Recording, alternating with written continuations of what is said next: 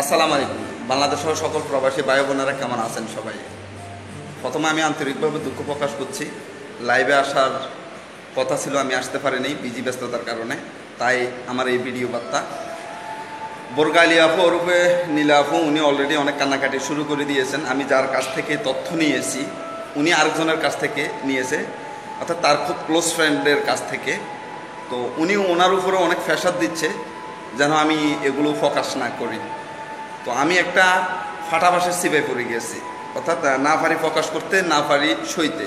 তো আমি আফু আপনাকে অনুরোধ করব, প্লিজ আপনি নেক্সট টাইম আর ভিডিও বা কাউকে নিয়ে কটাক্ষমূলক কথা বলবেন না। যদি বলেন তাহলে অলরেডি আপনার বিরুদ্ধে আমি ব্যবস্থা নিচ্ছি, কারণ মানহানির মামলা দিলে বা জিডি করলে যে পেপারটা আসবে, আপনি কোথায় থেকে ভিডিও আপলোড দিচ্ছেন, স্ট্যাটাস দিচ্ছেন, লাইভ করছেন, ওই লোকেশনটা আমি খুব শীঘ্রই পাবো।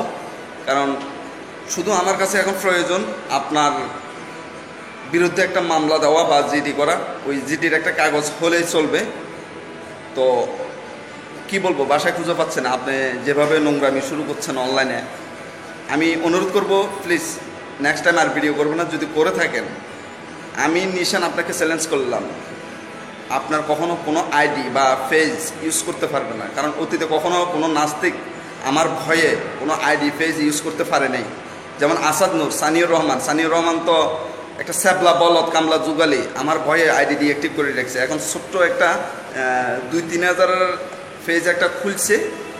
তাও এই প্রবাসী আপনারা যেভাবে কটাক্ষ করছেন, আপনাদের এই ভেজালের কারণে ওর পেজটা ডিজেবল করা হচ্ছে না। সময় দিতে পারছি না অনলাইনে তেমন একটা আগের মতো। তো আমি আপনাকে অনুরোধ করব, নেক্সট টাইম কাউকে নিয়ে কটাক্ষ করবেন না, কে কী করছে না করছে। আর আপনার বিরুদ্ধে কি ব্যবস্থা হবে না হবে, এটা অবশ্যই নেক্সট টাইম দেখা যাবে ইনশাল্লাহ। আপনি ভালো থাকবেন, সুস্থ থাকবেন, অ্যান্ড বি কেয়ারফুল, এটাই বলবো শুধু। ধন্যবাদ সবাইকে, ধন্যবাদ সকল প্রবাসী ভাইকে। আসসালামু আলাইকুম রহমতুল্লাহ।